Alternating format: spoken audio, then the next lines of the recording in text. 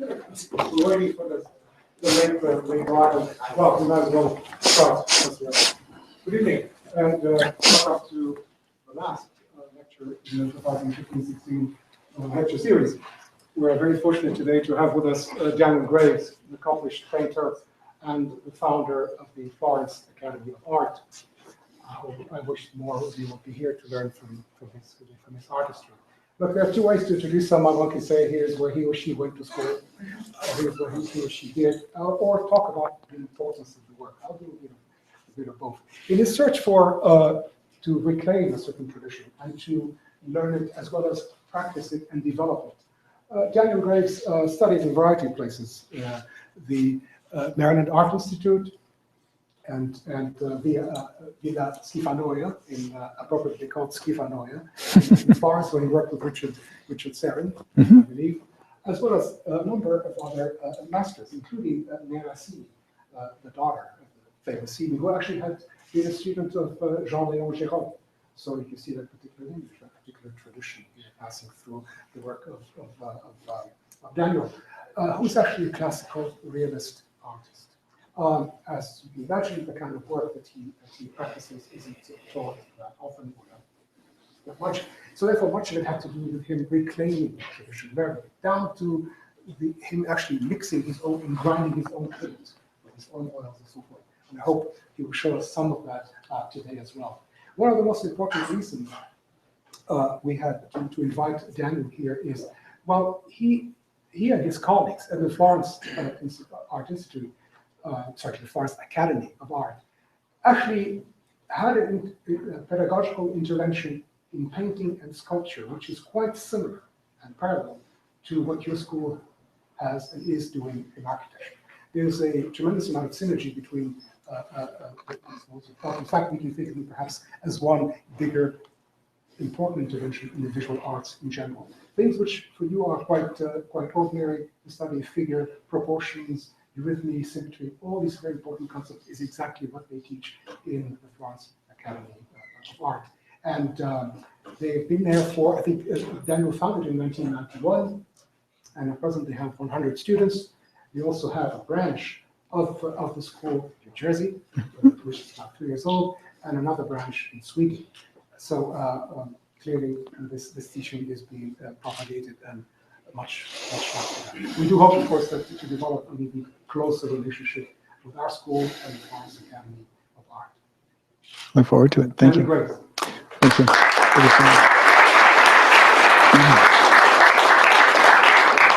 Thank you, Samir, for such a nice introduction. And I think you're a very lucky group of people to be studying with him. The short conversation that we've had together has been amazing. And I think you're in incredibly good hands. So is Cindy here as well? I don't know if she's been organizing my trip. I just wanted to thank her for doing such an amazing job. Anyway, thank you, Cindy.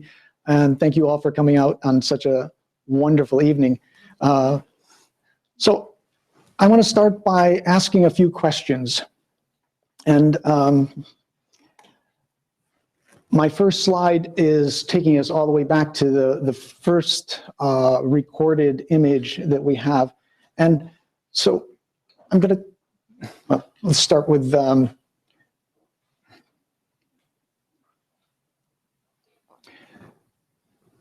first question is, how many of you draw sort of every day?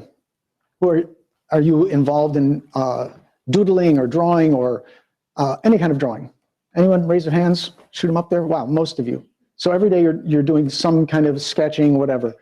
And what would you classify that as? Is it abstract drawing? Are you drawing buildings? Are you drawing people? What's the subject matter of your drawing? You don't have to answer that. Just kind of think about it. And compare that to like music. If you hear a tune on the radio or something, you start whistling the tune, you know immediately whether it's jazz, whether it's classical, what kind of music that is. So the purpose of this lecture today is really to focus on how do you determine a work of classical drawing, painting, and sculpture. What allows you to determine those characteristics? because we can easily do it in music, but it's much more difficult in the visual world. So the lecture is going to be in 3 parts: the history and the organization of measuring things, like from the very, very beginning. We'll go through that pretty quickly. And then the academic approach, the formalized studying of the world around us. And the third part, a look at classical painting in the past and in present day. And there'll be a little bit of a test at the end of the lecture to determine whether or not we've succeeded in being able to determine the differences, and you'll be able to see in comparison. So man's early attempt to go from 3D to 2D. This is a bison, 30,000 years old, in the cave of France, and we're not really sure what they were thinking when they put this on the wall.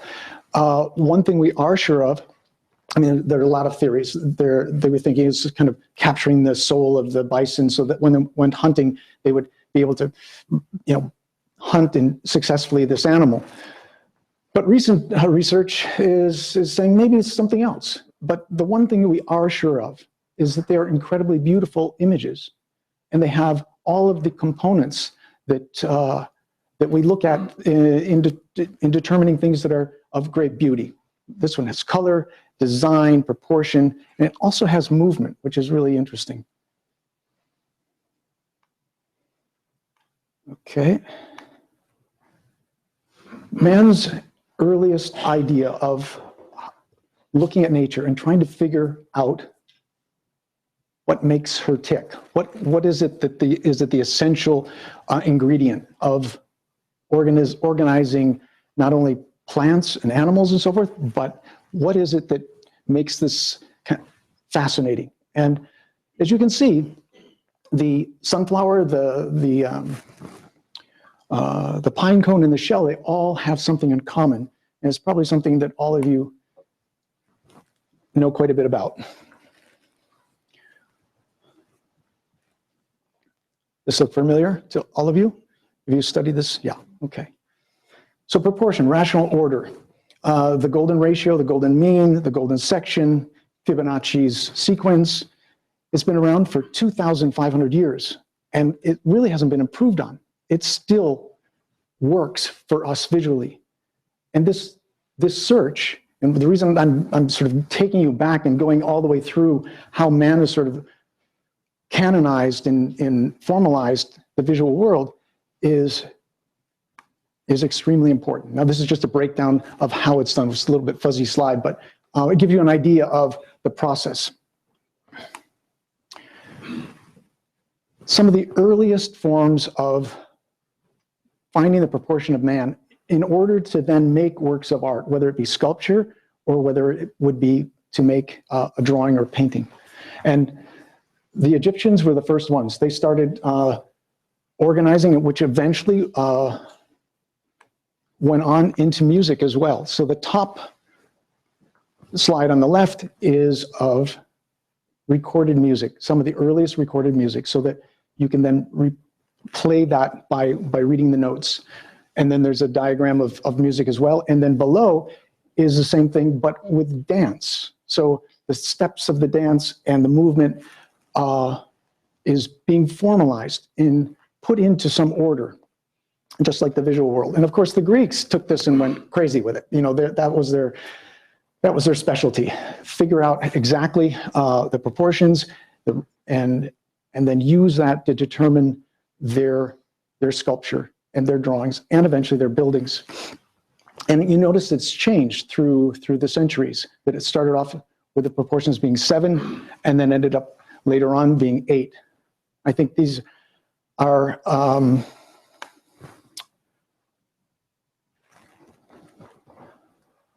wonderful examples. The Hermes of Praxiteles on the left and the Belvedere torso on the right. I'm sure you've seen these before, but they've come about because of a group effort of people working together to idealize the forms and make them more beautiful than you would normally find them in nature.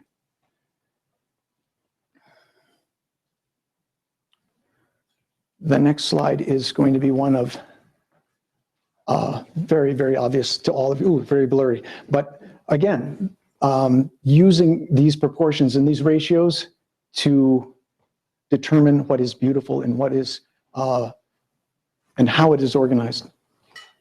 Now, measuring has started a long time ago, and the idea of a system in which you can measure something began obviously in Egypt, and they used a cubit for that length.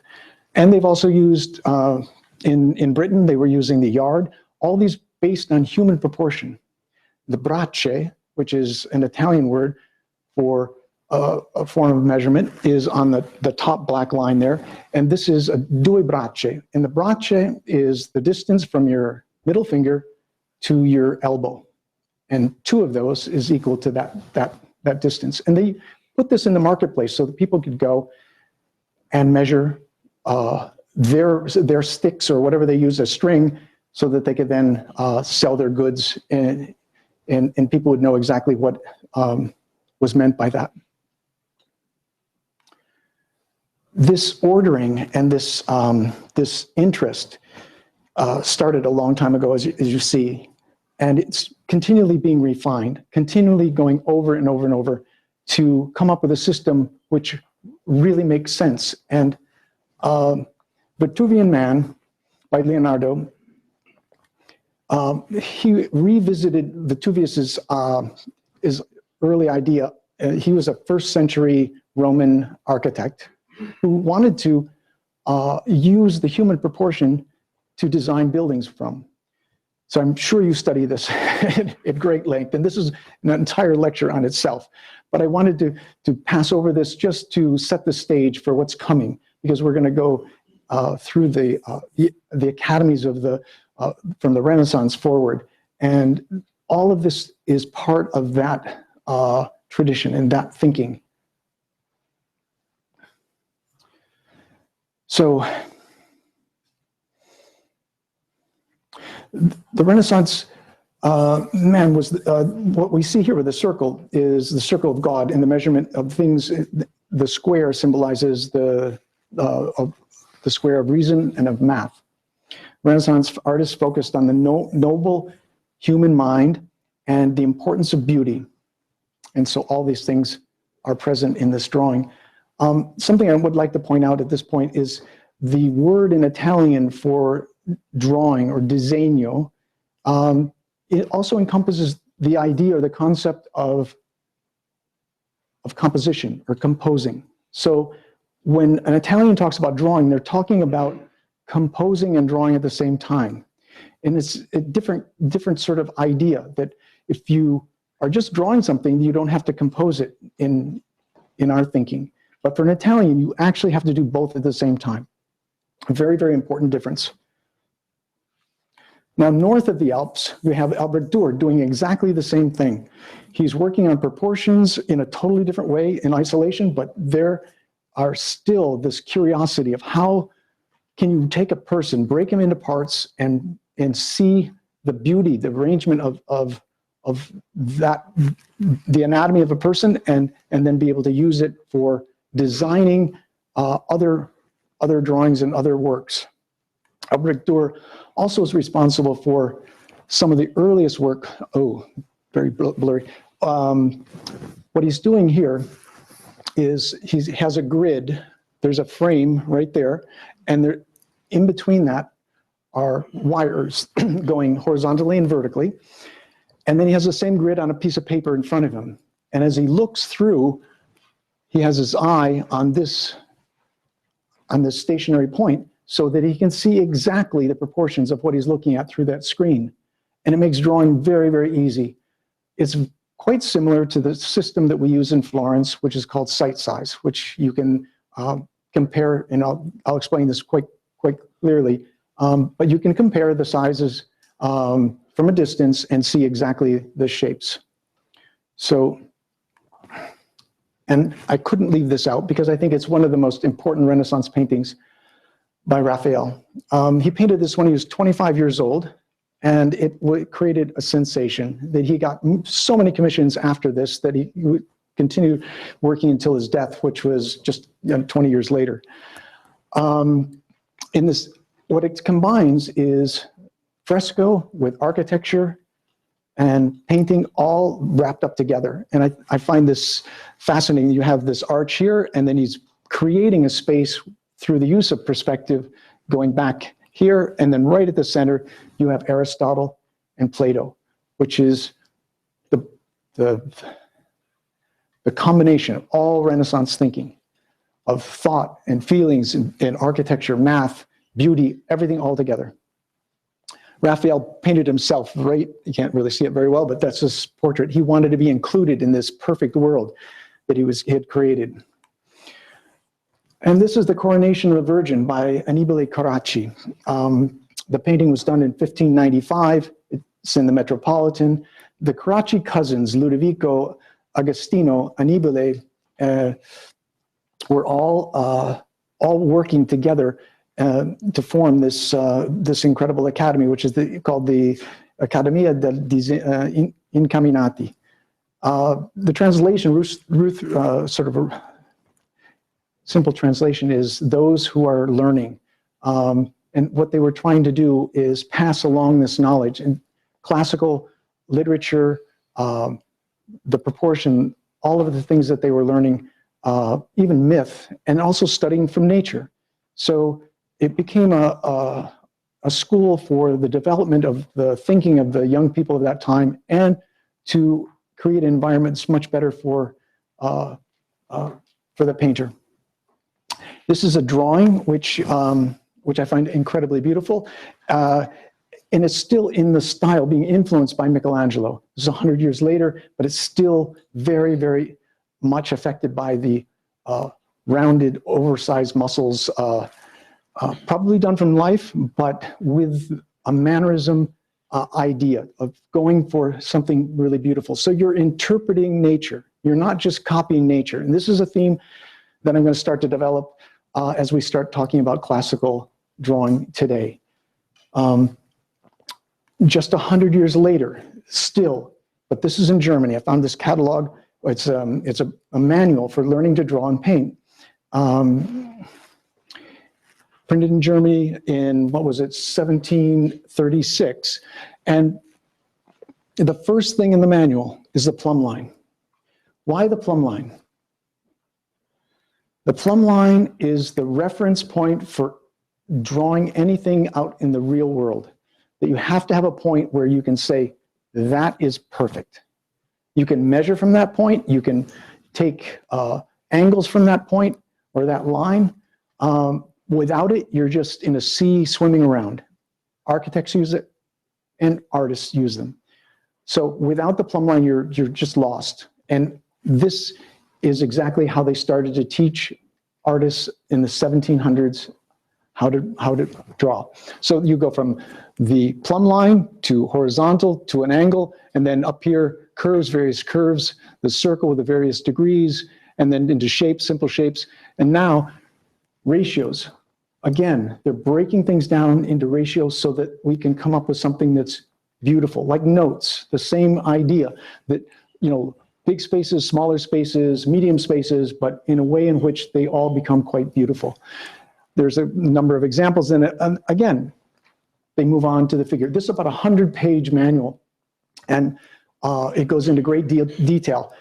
I have a couple of examples that I'll show you. This one, as you can see up here, this profile, they start with all the divisions and then ratios, and then they apply it to all these different heads. So formalized, but very mannered, obviously. And then here, this must look very familiar to you all, a projection of a leg in various positions. So they all, an art student of, in Germany in the 1700s, you'd have to learn this. Again, proportion, proportion, proportion. They're still trying to canonize and set down a sense of beauty between, and each generation modifies their idea for beauty. It's constantly evolving and changing. returning, going sometimes back all the way to Greece, like it did during the Renaissance. I found by chance, while I was preparing the lecture, a manual for architects in 1850. And oddly enough, they start off the same way. Simple lines, and then into simpler shapes, and then into three-dimensional shapes.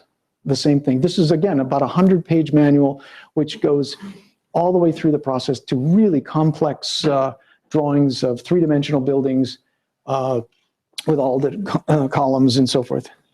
And perspective. All the time that we're talking through the past, what, 300 or 400 years, we're talking about the development of perspective. And so here you have, this is a painting here, and then this is a representation of all the perspective needed to gain the right, correct drawing in space of that scene. And I included this because I thought it would be of interest to you. This is the Col de Bazaar in the 1890s School of Architecture. So this would, what it would be like in Paris studying architecture. This would be not many women in there, I must say. Okay. And the same, this is the Col de Bazaar, 1890s, Leo Jerome. This is his class. This is Leo Jerome here in the model. They set the pace for virtually the entire world. In France, late 1800s, everybody who wanted to become an artist would go there to study. Everybody of note went there, from John Singer Sargent to Thomas Eakins, you name it, they went there. And they probably met either this man, Leo Jerome, or Bouguereau. And this is a slide of both of their work, this one being by Bouguereau and this one by Leo Jerome. Very technical and very controlled. The system of measurement had been refined, and so the Academy was turning out incredibly skilled craftsmen, both in sculpture and in painting. If you go to the Salon of 1890 in Paris, the work is at such a high technical level, but the sentiment had changed, and unfortunately it's kind of its undoing. And I think if we reconstruct this whole idea of classical training, we can't forget what it is we're actually, the subjects of what we're going to be painting and sculpting. This is a painting by Charles Bargue, and Charles Bargue was a colleague of Leo Jerome, and they produced a drawing manual. It's a 3-volume manual of lithographs. They're quite large, and they start off with very simple drawings, and I'll show you a few examples of them. This is the plate that they used for them, and this is the reprint of the book, which has just come out in the last 10 years. So you can order it online if you like, and what it does is it literally takes you from the plumb line all the way through to drawing the figure. Some of the drawings, some of the lithographs are quite complex. I went to the V&A in the mid-'80s, photographed them, brought them back to Florence, and started using them in my school, and then continued using them, getting better reproductions of them, and it's become quite an important part of our curriculum. Here's another example of Homer here, and you can see plumb line. This is where you start, then you measure for the top, the bottom, sides, and then of course break down the form with the important features. Another thing that was happening in the 19th century was the interest in anatomy, and Paul Richer, who was a doctor, produced this incredible book on anatomy. And again, starting off with proportion, he did his drawings life-size, so they would be almost the size that you're seeing them on the screen, probably a little bit smaller, but just about that size. And then, of course, photographed them, reproduced them in this beautiful book. The original book I've only seen once, with the reproductions were in sanguine. So the drawings are spectacularly beautiful, and I was told to copy them over and over and over again to learn the muscles of the body. But the brilliant thing about these drawings is that they're in proportion. He made them life-size so that he could very carefully control the proportions of the figure. When you're memorizing anatomy or you're memorizing anything, you want to memorize it in the correct proportion, because when it comes to drawing them from your own imagination, you're calling on that experience. You want to have everything come back the way it should be, the way it is in terms of perspective. So, in proportion, rather. So, now just kind of briefly, the tradition of classical training really took a major hit around the turn of the century. Most of the academies closed, and only a few individuals kept this going. So when the Col de Bazaar collapsed and Leo Jerome and Bouguereau were no longer teaching, there were a few people that had studied with them or in France, came back to Florence, or came back to the States, into Boston in particular, and William Paxton was one of them. Now, William Paxton was a painter here, and he taught Ives Gammel. Ives Gammel was my teacher's teacher. He ran an academy in Boston for probably 30 years and taught many young people. And he wrote a book which was very interesting called The Twilight of Painting, where he talks about how this tradition had been lost. Very insightful man, a kind of cantankerous fellow, but still very, very talented. And I studied with a man who studied with Leo Jerome, Rupert Black, out in Minnesota. So I spent a couple of years with him learning what Ives Gammel had learned from Paxton, which was sight size. And this is a way of measuring, which I'll show you in more detail later on in the lecture. But he was a very talented man and did a number of incredible paintings and kept his studio open for nearly 30 years. Another woman I study with on the other side of the Atlantic is Signorina Simi. Now, her father was Philadelphus Simi, and he studied with Leo Jerome in Paris in the 1890s. This is, it's a little bit blurry, I'm sorry. Here she is here, she's 84 years old, taught until she was 88. Very, very sweet woman, but tough, old school. You know, she came in, you didn't like what you were doing, she took her hand and just start over. So she ran the studio like they did in the 19th century. And so I learned a lot from her, although I never rub anybody's drawings out. I'd like to sometimes, but no. This is a freezing cold little studio we worked in for a number of years. And I also studied with, well, I didn't really study with Pietro Annigoni, but I frequently went to his studio and got critiques from him. Possibly the most talented man I've ever met. He could literally draw and paint while he was smoking a cigarette and talking to people. It took almost no concentration. He was a really generous man, incredible personality. He had a real depth to him that I rarely find in people.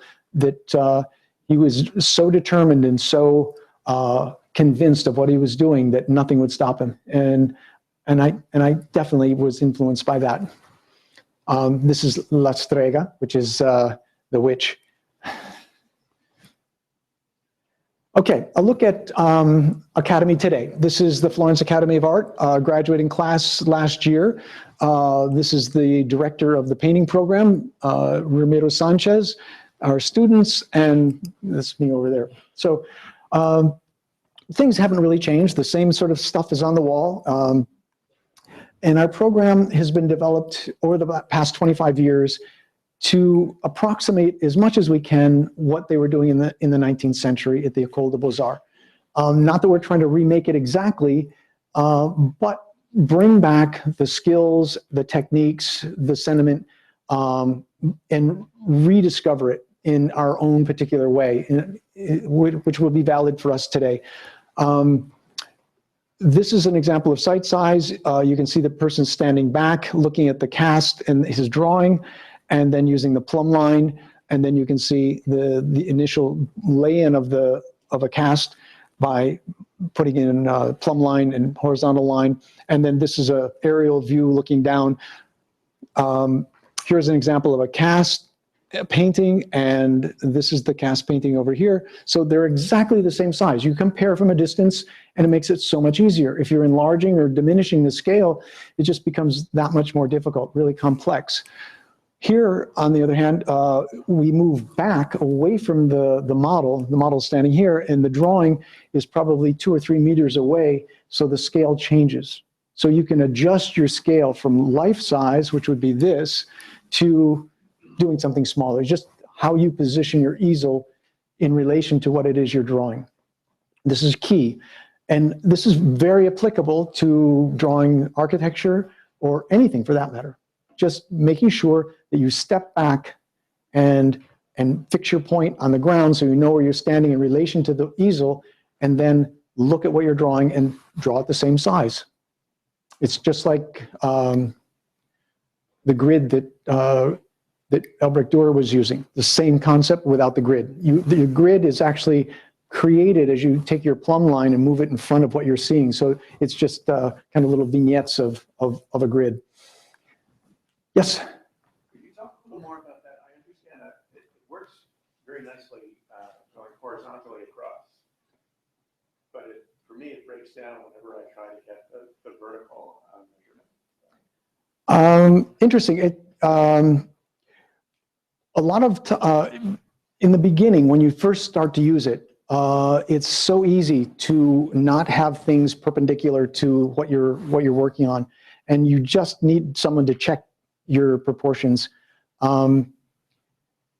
We've got it down now in the school so that we don't usually run across a problem with some vertical measurements, but we have in the past. It's easily corrected. You just have to watch the person as they're measuring, and you can start to see what they're doing wrong. The next best thing you can do is take a piece of glass and put it on an easel so that you can see what you're doing, then hold still, just like basically what Albrecht Dürer was doing, and you literally trace the shape that you're trying to draw. We don't want to control things quite that much. We're trying to train students' eyes, and it's a great training tool because it builds confidence. You can start off really struggling to draw something that's complex, and with sight size, you gain some control, and therefore, you're more likely to take on something more difficult, more complicated, and yeah. Ultimately, it's not. It's sometimes discarded. Once you're able to see shapes correctly, you don't need it any longer.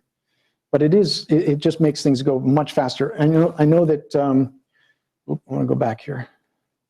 John Singer Sargent was described painting portraits, that he would stand back away from the sitter and then charge up like he was fencing, put a stroke down and then run back and then compare what he'd done and then go back again and put down another stroke. That's what you see in the academy. That's how we work. People are moving forwards and backwards all the time. If you walk behind a student, sometimes they're backing up and you kind of run into them. So again, it's built on like playing the scales. You start off with something simple and it gradually gets more and more difficult. So here we have some very simple drawings and just basic outline and shadow shapes. And here the same thing, going down to this edge representing the shadow, we call Apelles' line. Now, Apelles was a Greek painter. We don't have any of his work, unfortunately, but one of the things he wrote about or was talked about was the edge of the shadow. Ives Gammel called it the bedbug line. So you imagine like a sheet on your bed with lots of sort of wrinkles in it and a bed bug walking around it. So as it goes over the edge into the shadow, it disappears. So it's a really important reference point when you're drawing anything. So you have your outline, which is here, and then the edge of the shadow. And virtually everything, the methodology anyways, in the past has always been outline and edge of shadow.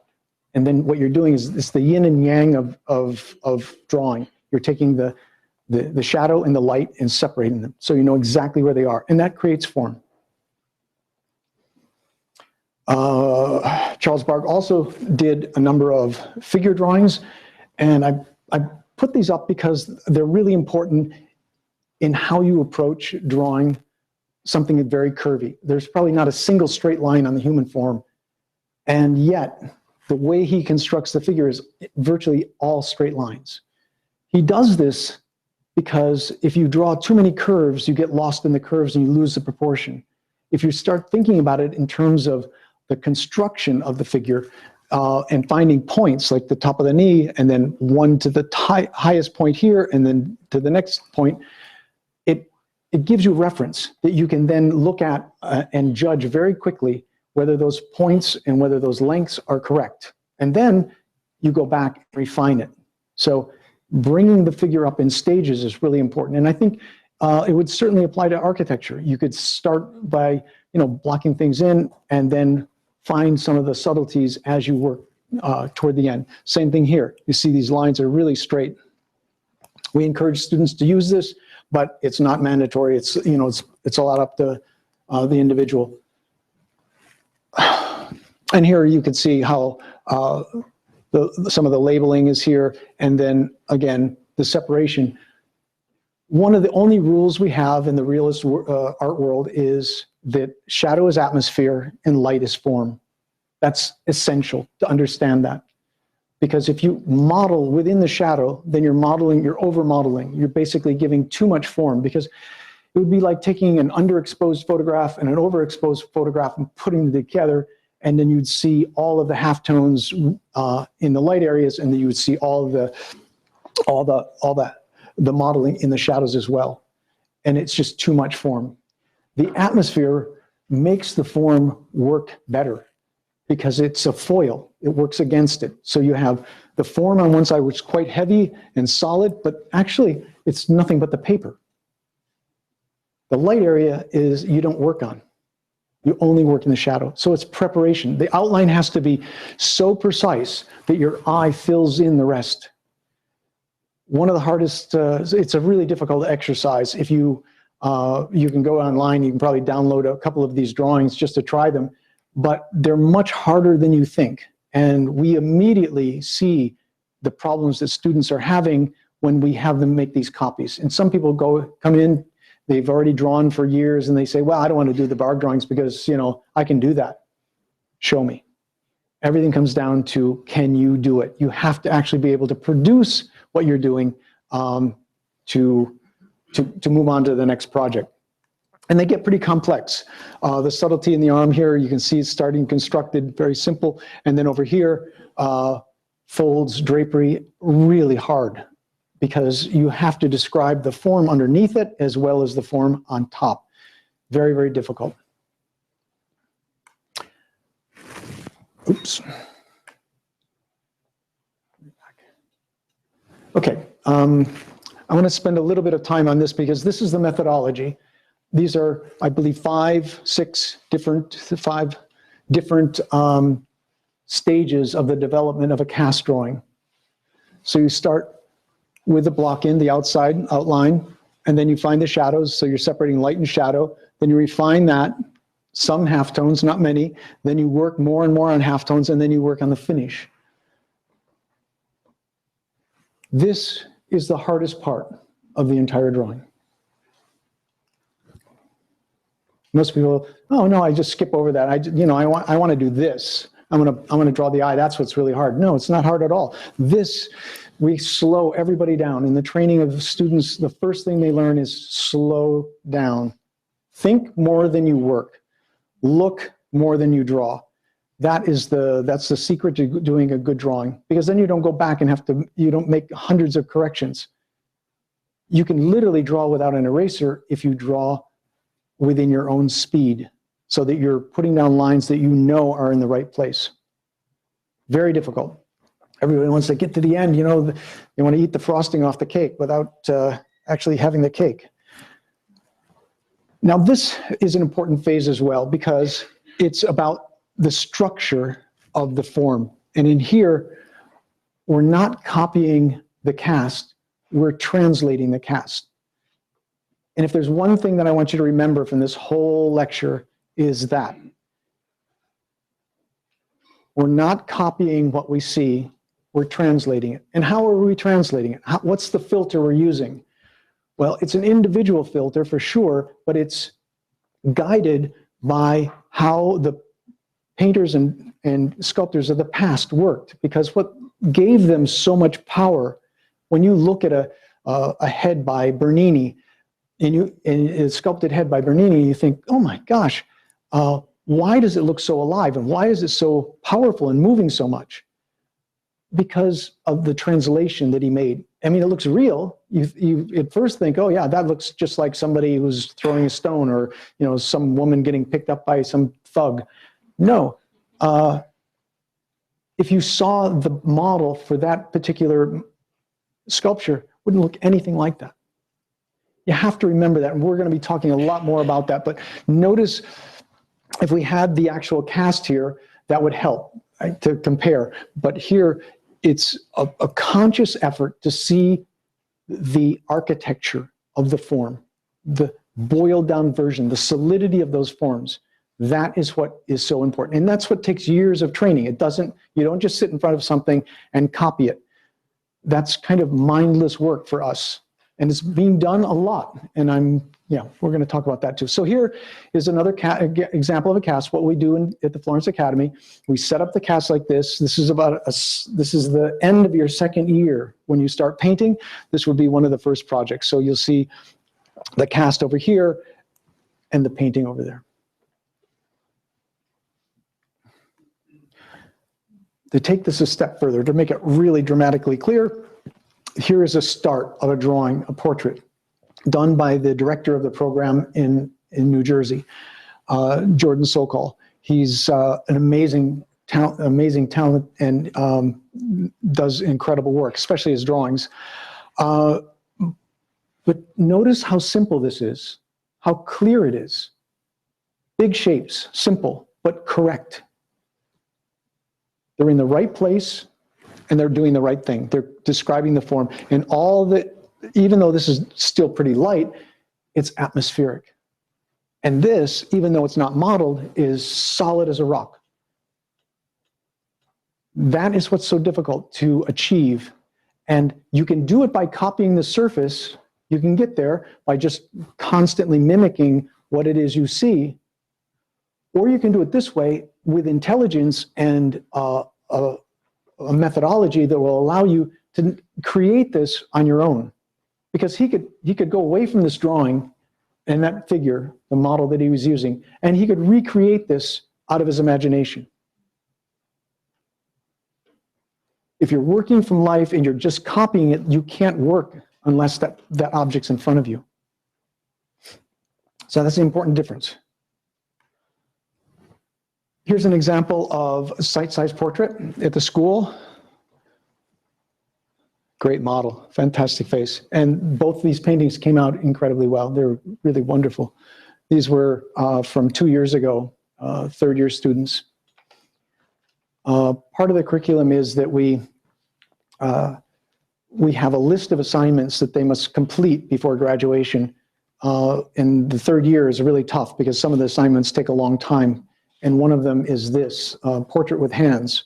For me, this is a preparation for a student to go out into the world and start to make a living.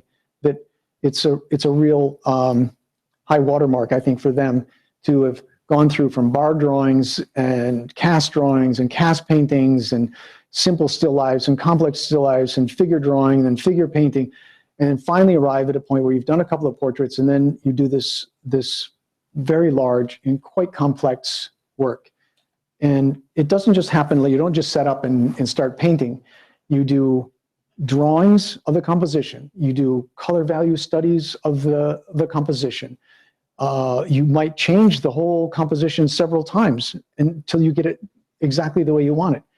The important thing is to have a procedure which will allow you to get to the final result and have it successful. All the cards are stacked against you if you just put up a canvas, white canvas, and then just pitch in and start painting. It can be done, but wouldn't it be much better to have 5 or 6 variations of that composition that you get to choose from, that you say, okay, I think the head's better over here, placed over like this, the hands are better over here, I like this dark background better than light background, make those choices and then proceed. So a big part of what we do is get people accustomed to the procedure, like how do you go through and how do you stack the cards so that they're favorable. This is an example of a painting, and the easel is far back away from the model, so it's not life-size, much smaller. So this would be a study. Third-year student working from life. I haven't talked too much about sculpture, but the same thing is going on in the sculpture department that is going on in the painting and drawing department. You can see sight size still applies, it still works. You step back, you compare the model and you compare the figure. And again, they're also making translations. They're not trying to copy the surface, they're trying to interpret it and strengthen it. These are two of my favorite pieces. Cody Swanson on the left, beautiful bronze of Carlos Madrid, who's a painter in New York. Again, look at the shapes that are created by this sculpture that are pretty much what we've been talking about. You think back to the drawing, how it was started, the solidity of the lights, the atmospheric shadows, exactly the same. And this is the Rob Bodum's piece, Awakening, that he's the director of the sculpture department at Florence Academy. Does an amazing job. So some of the other things that we do, this is the écrochet course. Écrochet meaning that you work on anatomy in 3 dimension. You make these little figures, and you first start with the bones and then add the muscles. So you can study in literally 3D all the way around, and it starts to really make sense. I mean, it's so well. For years we had a simple anatomy class where you studied it on the flat, in the flat, copying drawings and learning the muscles and the bones. But this really brings it to life. And people that go through this course are far better equipped to be able to then create their own figures from their imagination. Here's a blow up, a bigger version of an écrochet, very dynamic. And here is a group of students at the Bargello, I believe. It's an art history course. Yes. Is that sculpture? Oh, sorry. On the left there, was that from a model, or was there a sculpture that was constructed that we copied from? I'm sorry, what? Was there a model posing for the sculpture that's on the left, or was that done from a sculpture? No, this was completely done from illustrations and books of anatomy. Yeah, they make the armature based on proportions from the Rocher anatomy book, and then from there design and build their écrochet. So just so we're completely clear, there's a little bit of a review, but this is Jordan Sokol again, and a drawing that this is his first portrait drawing, and it emphasizes the outline and the edge of shadow really simply. And you can see from the blow up that it takes so little if it's in the right place and it's doing the right job. Another example, Charles Weed, who is one of my first students, a little blurry, but you can still see that he's looking for shapes that don't really exist. He sees them and interprets them and makes them stronger by solidifying them. And that is a very personal, it's a very personal experience, the way you do that. And every single person that I've ever had, every student I've ever had, comes up with a different variation of the same idea. Finding the structure, keeping it simple. Again, atmosphere, light is form. Another example from a contemporary. This is Rupert Alexander. He's recently painted the Queen. He has a wonderful career in England. But here, the subtlety and strength of those shapes is what makes this so beautiful and so strong.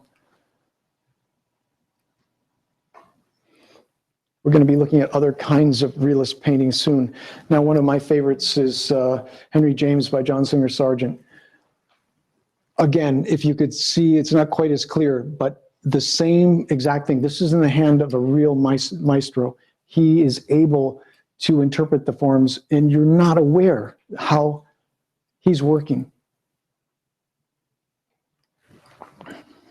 He captures not only the structure of this man's head, but also the spirit. He's thinking about what that man's thinking about and trying to put that into the painting.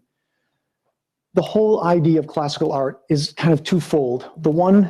On one side, it's a methodology. On the other, it's about beauty and what you're thinking about.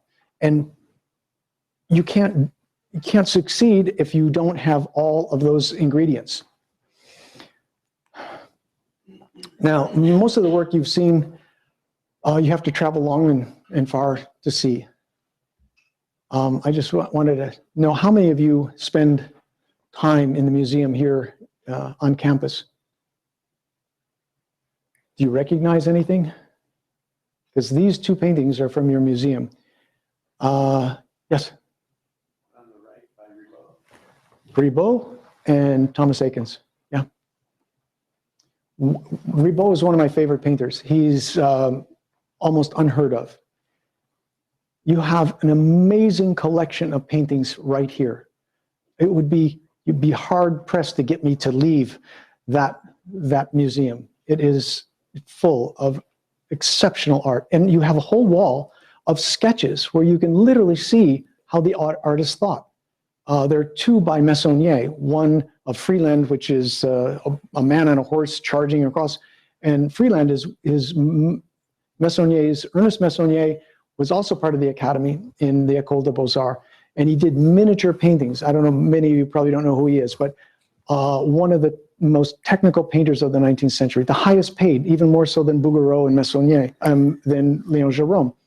So the sketch that you have there is for the central figure of Freeland in the Metropolitan. It's a huge painting. It's his biggest painting by far.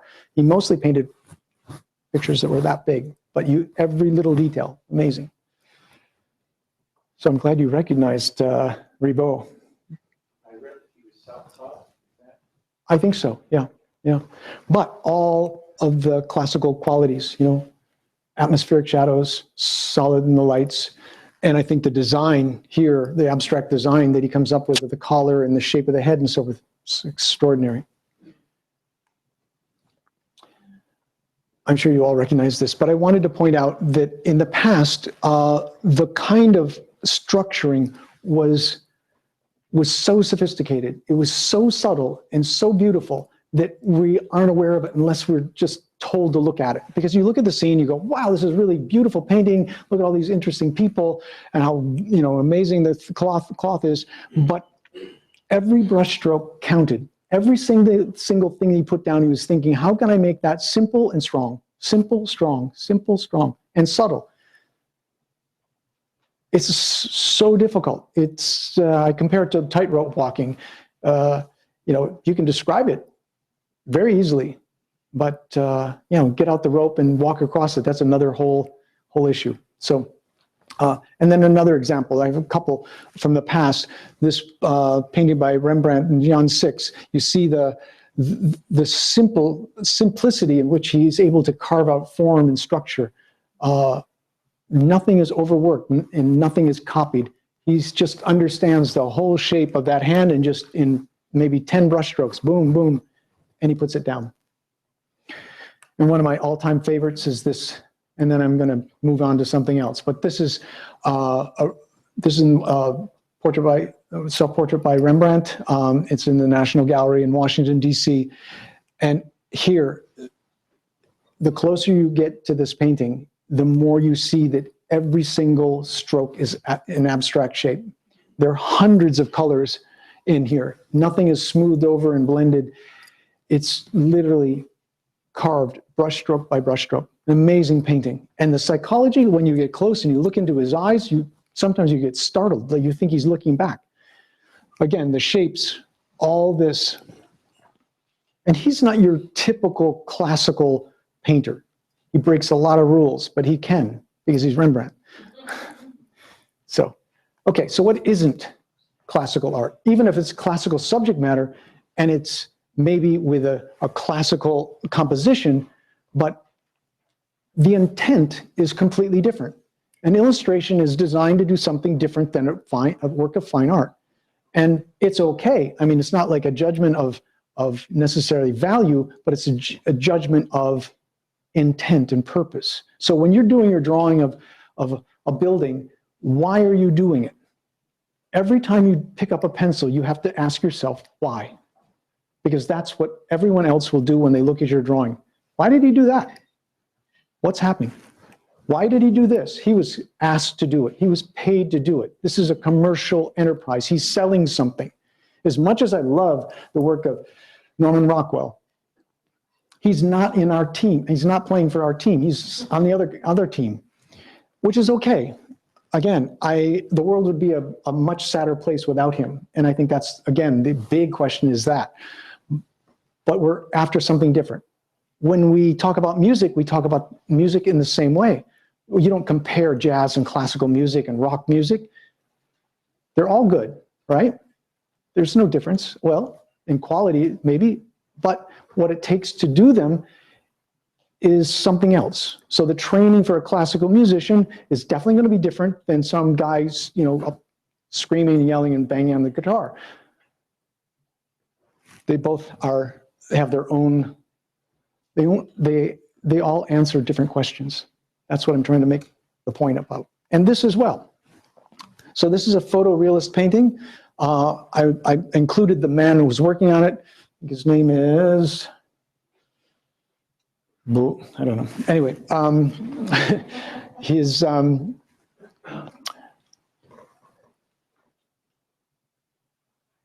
again, the question is, why is this being made?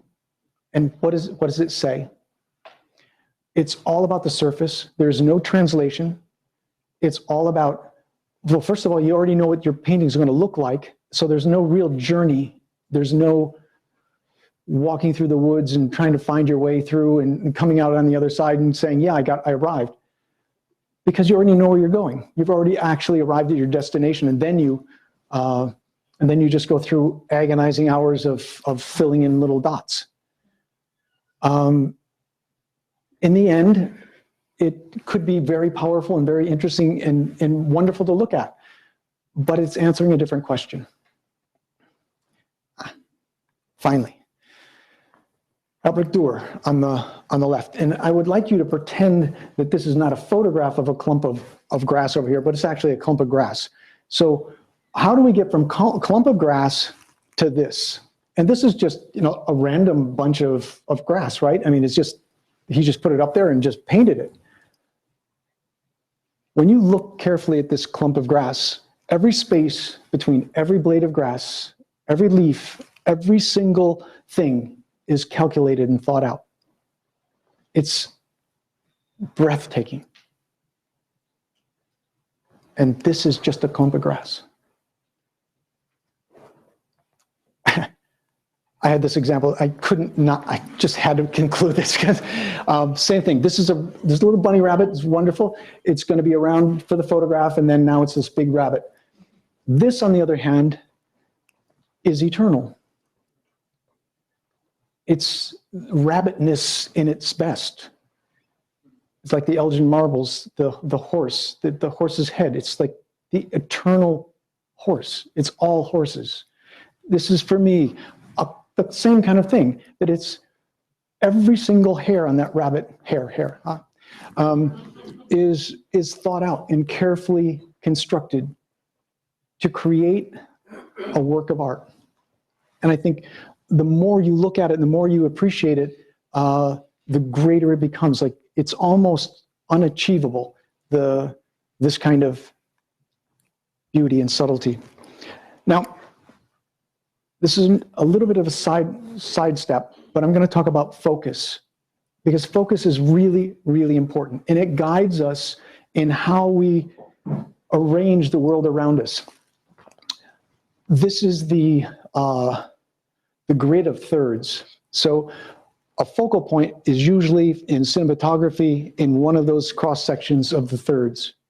Why? Because it moves you around the rectangle. So if you placed it in the middle, immediately it's symmetrical and you're not moving.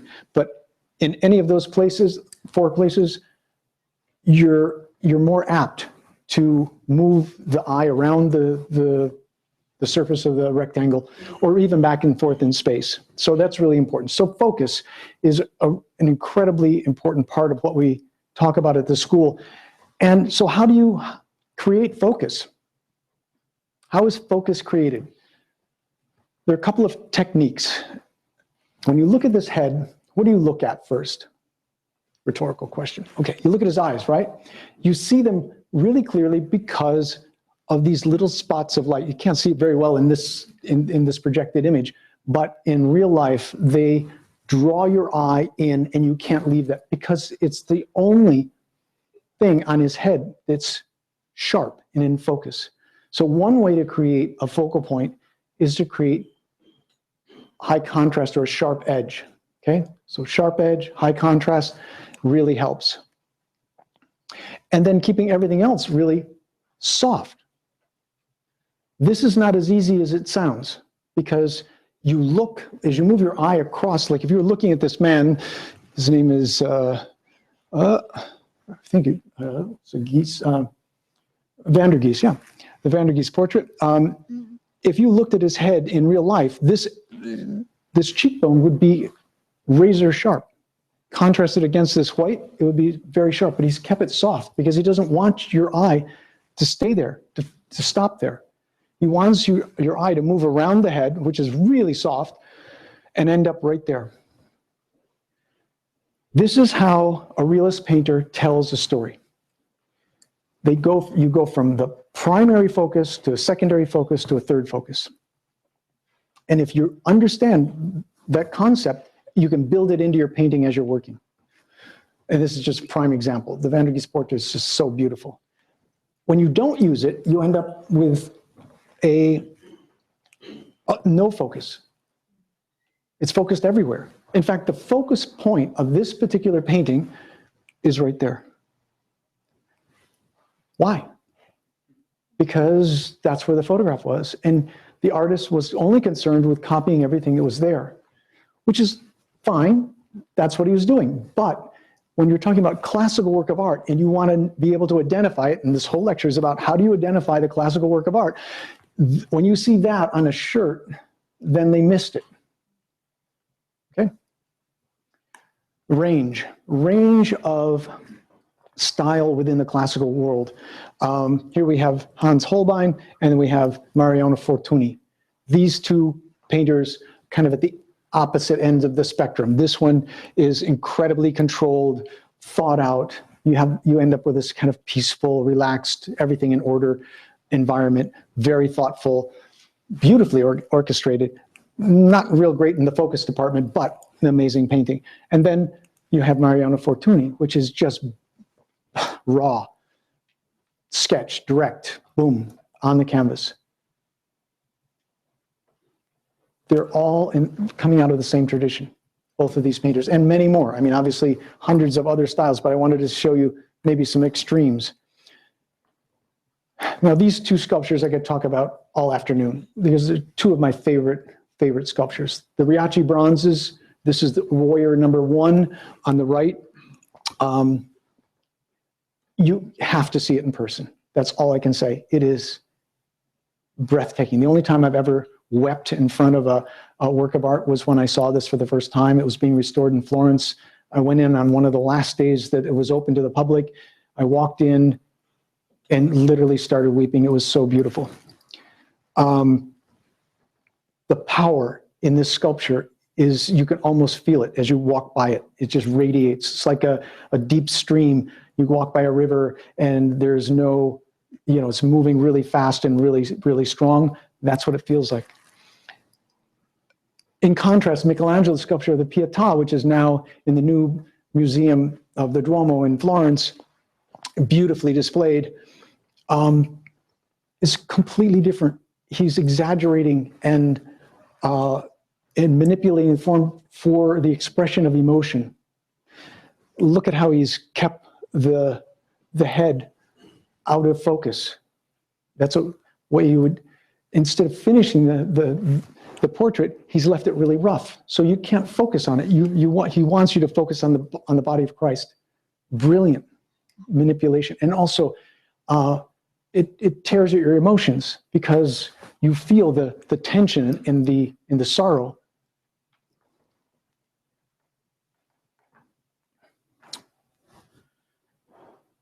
This is the beginning of our first test. So what do you think? The classical, realist, contemporary drawing is on the right or on the, well, let's say, is this the classical realist drawing? Raise your hand. No, this one? Yep. Okay. Good. Pass the first test. This drawing by Colleen Barry is, I think, one of the nicest, most beautiful drawings of any contemporary out there today. She studied with Jacob Collins in New York, and just fantastic drawing. Okay, painting. The classical drawing painting is obviously over here, right? Yeah. Joachim Eriksson. Again, you can see the shapes around here. Chuck Close. He's doing something completely different. Very interesting. I've met Chuck Close. He's an extraordinary man and a great artist, wonderful artist, just doing something different. And in sculpture, any guesses? Many of you might like this a lot, right? Pretty interesting image. But obviously this is one that is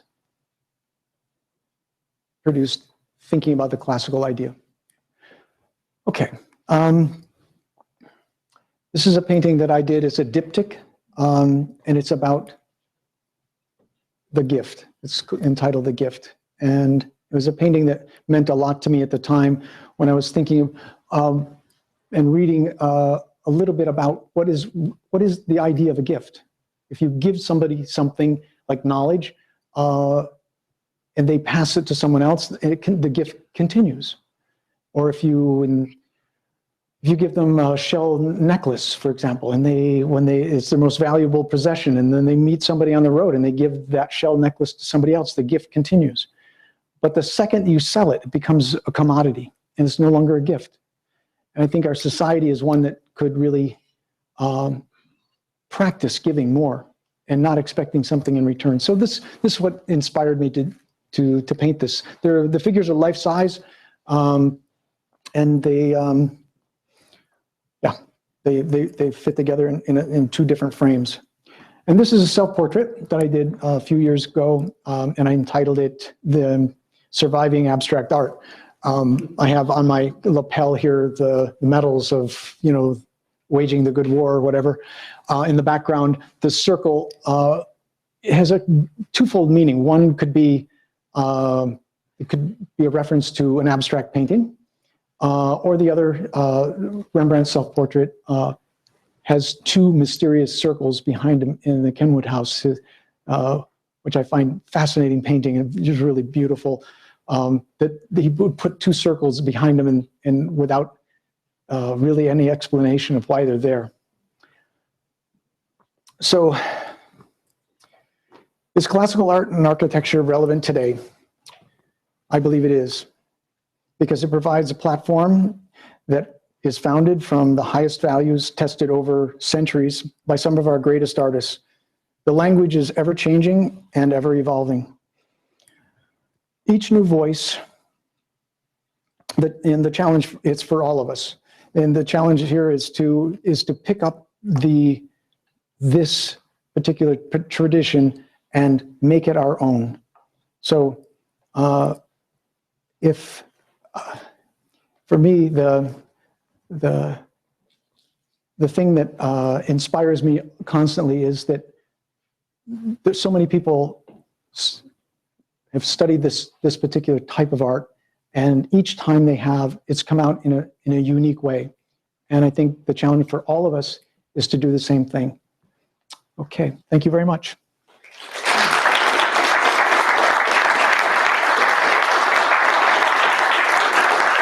If anyone has any questions, I'd be happy to answer them. Okay, yeah. No, regarding the preparation, we've been talking here about obviously something that we can transmit in the easiest way, but I suppose with all the pigments and all the techniques, you'll have to be on a kind of a lab mode, so you have to be on hands-on. But I suppose it must be also a very interesting issue and a very important part of your teaching. Right? Very much so. The question was about technique. It's something that I think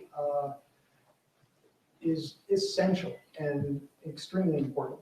I've spent most of my career researching techniques from the past just to understand the possibilities of what you can do in oil painting. And I'm finding more and more that it was actually a combination of mediums that people were using.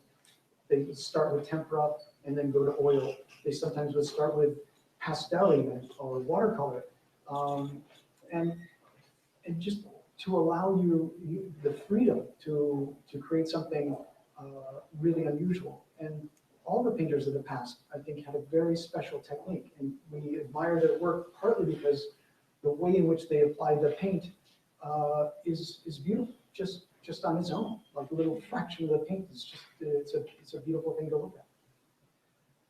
I could talk literally for days on technique, and I run seminars throughout the year at school, speaking about how to wash linseed oil, how to prepare grounds, ancient preparations of grounds, grinding paint, everything, mediums.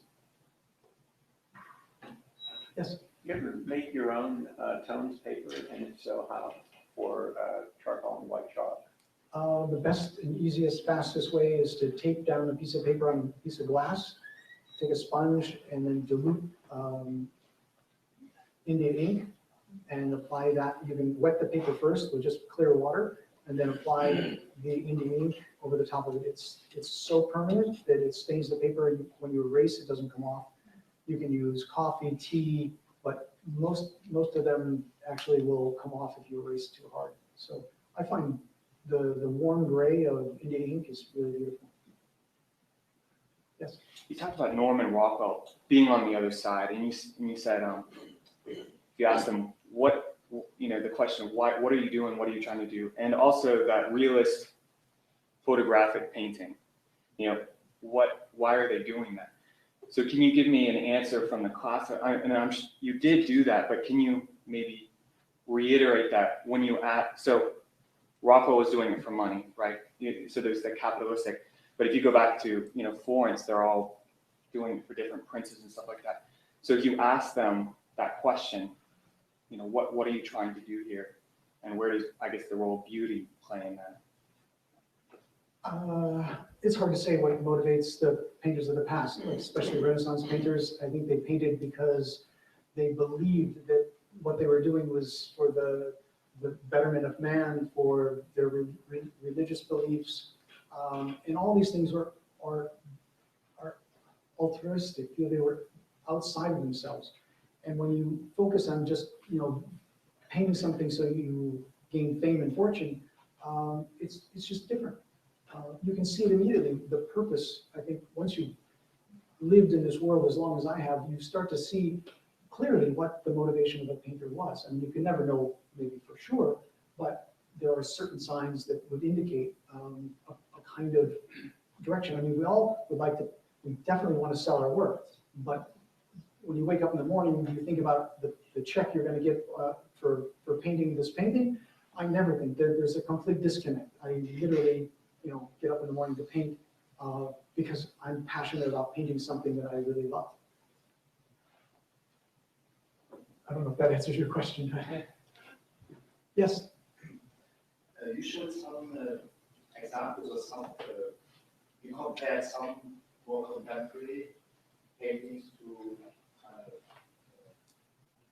more Renaissance or 19th century.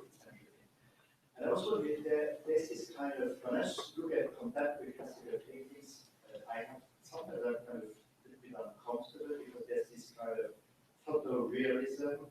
One side there's the photorealism, and one other side there's a part of mythological references which don't seem to which don't seem to resonate the same way they might have resonated maybe 200 or 300 years ago. So if you consider that kind of, if you consider this tradition, the tradition of photorealism and this kind of maybe revivalism of mythological painting, part of the important classical tradition?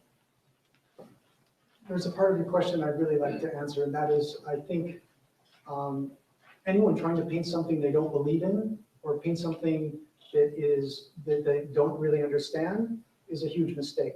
I think the things that will come through clearly in a painting is the understanding of the artist creating. And so if you go outside your comfort zone, beware, I think is definitely,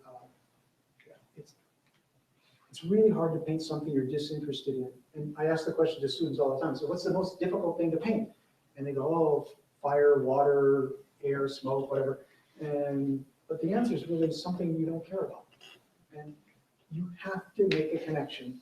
And this is fundamental to the artist, is you must make this connection with what you're painting, because that's what you take away with it from the experience of looking at it. All the paintings you saw tonight were so connected to the artist. You feel the artist in them. And when the artist isn't present, then I don't get it. That's, I guess, why I look at photorealism and I don't see the artist. I don't feel the artist. I see an image. The photograph is really strong, and the image can be really interesting to look at. But where is the artist? And they would, if you were a photorealist and you were in the audience, you'd probably be standing up screaming at me, which I'd be happy to disagree with that we can agree to disagree. But what I feel all the time going through the museums in Florence and all over the world, the paintings that talk to me are the ones that are so connected. And the self-portrait of Rembrandt is a great example. When you look at that close up, you just feel his presence completely. So, Chris? Actually, I'd like to return a little bit to the value that society puts on art.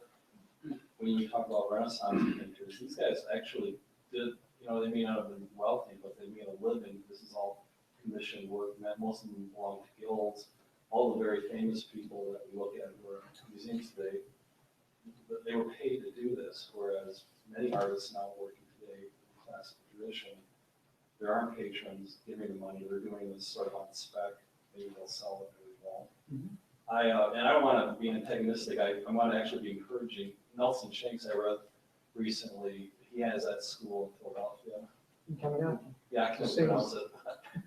But he's bragging that if you look at the people that graduate from his school, they get by far many more jobs in art than a typical college art program where they're graduating these people, and they never end up going to art at all. They all go someplace else. But I'm just curious what your students, by and large, if you track them, do they retain an art? What do they do when they get out of your school? And then before I answer, I just got to take a little shot at you with Please. Norman Rockwell. Yeah. If you ever get to see his early work and preparatory sketches, actually, he worked from the model. He did site proportion. He did all of these things, and I think you'd like a lot of his paintings better. I love him. I think he's great.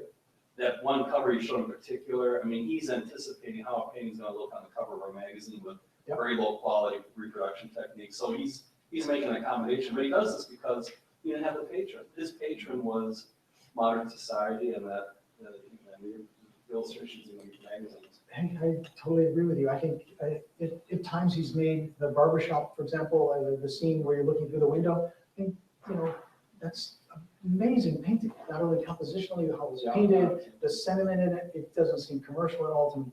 I'm simply threw him up there to make a point, and I really I feel badly about it. But I have to throw somebody under the bus, and since I really appreciate his work. David Hockney threw him under the bus next time. Well, yeah, well, he's easily thrown under the bus. I know David very well. So, but your students what do they do when they leave your school? Do they, We follow them. I graduated from the Maryland Art Institute in '71 and got a letter maybe 5 or 6 years later saying that 2% of the graduating class, my graduating class, had gone on to be artists. And I was one of that 2%. And we follow our students pretty carefully with newsletters and so forth. And we estimate around 80% of our students go on to have professional careers in art. are they, do they get studios and portrait? I'm just curious what they actually do. Portraits, Work- and many of them they work with teach galleries and part-time. sell their They paintings they to teach galleries. part-time, but landscape painters usually have several galleries and they're constantly, moving around the country painting, and they make a good living. Yeah. Awesome. The real money, I think, is in portraiture, and I think, someone like Nelson Shanks, who obviously cornered the market, the top-end market on that, does amazing, amazing work, and he is certainly classically trained in someone like. Do you think he's as good as the guys that came like 100, 200 years ago? Now you're putting me on the spot. Yeah. Yeah. Well, I'll put myself, I don't think he's nearly as good. And I wonder why that is, because he's held up as like the best we got today. I don't think he's nearly as good as anybody. I mean, you take 24 guys that lived in the Renaissance. Well, let me put it like this, I'll take the Ribot in the collection here. Yeah, over okay. Nelson Shanks for sure. Yes. You're not too tired. No, Can we look at your dictate? Sure. Yeah. Yeah. This is my studio, by the way. I can't really see it, but in phones. Yeah, and Oh, sorry. because of light, you don't have good contrast. And I thought I'd ask you a question regarding describing your own work. So up here, on the left, he's like equally Fontaine, and you're actually clearly working on that level. And on the right, she's offering the gift. It's not very clear if on the left he's actually receiving. Yes. You don't think she's receiving? No, he is giving the gift. It's in his hand. Well, that's For what I me. was asking, because it's what I have here, or is it what Okay, and she's receiving it. She's- Yeah, I can see how you can see it the other way. But that's it, you see it the other way. So, no, because you can, of course, this gesture is not receiving, but it's also so much more affirmative. Yes, because she's actually turning. He's actually much more resting to his position. He's not particularly making an effort. Seriously, no, I'm just asking, what was in your mind as you doing? Yeah, I wanted to have the idea of something in his hand, but not like it was being offered with the hand open. So then I'd have to put an object in it, because I didn't want it to be a thing. I wanted it to be an idea. So an ideas could be held like this, but then there wouldn't be anything in his hand. So by having it turned over, shows that he was about ready to drop that into her hand, and then you would discover what the gift was. But it could be a concept, that's all. Why did you decide to make a gift deck? Because to me, if I get if this is reading, there's this kind of line separating these two persons in two different paintings, and there's a gift, but there's also some kind of tension. The diptych came about because I wanted to emphasize the individual, and if I have them in the same painting, then they become kind of a couple. And the idea of two individuals but sharing something was the idea. And the first concept was two individual paintings, two individual figures. So I was respecting their individuality as well as the fact that they were communicating. I'm currently working on a triptych, which is quite a bit larger than this. It's been almost 2 years in the making. I didn't have the courage to show you. It's still not there yet. But hopefully, slowly but surely. Some paintings take years, and other paintings just take a few hours. Yes. When we're studying classical architecture, we kind of have, a new way of life now from when they used to design classical buildings, or, not that long ago, but still with all our, modern ways of living and cell phones and computers and all that stuff. We always have to kind of reconcile the two. I've seen a lot of classical paintings, or maybe classical, I don't know, that are almost reinterpretations of older paintings that have, you know, the people holding cell phones or all kinds of things. How do you reconcile like modern subject matter with classical technique? Fantastic question, thank you. Because even That's, like your painting here is still, it's a classical composition in, you know, nature and everything like that. So, I don't know. Yeah, no, that's a really good question, and it's one that I and many people like myself wrestle with all the time. Is how contemporary do you need to be? I often make choices to put my figures in a more timeless setting. I don't really prefer references of cell phones, computers, and so forth, because I just don't find them beautiful. I was asked this question years ago by someone in New York, and they said, why don't you do something, you know, that's representative of today? And putting a car in my painting is not going to make me a better painter. I just feel that it's just not necessary. You know, Rembrandt painted figures from an earlier time, put them in costumes that were not contemporary. If you're going to do a portrait of someone, yeah, you're not going to put them in a robe or something. You paint them in the dress that they normally have. But when you're allowed to paint anything that you're interested in, the focus for me has to be on the sentiment, the idea, and it has to carry, it has to resonate as something beautiful. Because otherwise, no one's going to look at it. They're going to say, "Oh, that's a great idea," but you know, I'm not interested. So combining the two, the idea and the technique, is yeah, everybody's faced with the same problems. People have great ideas and have no way of executing them.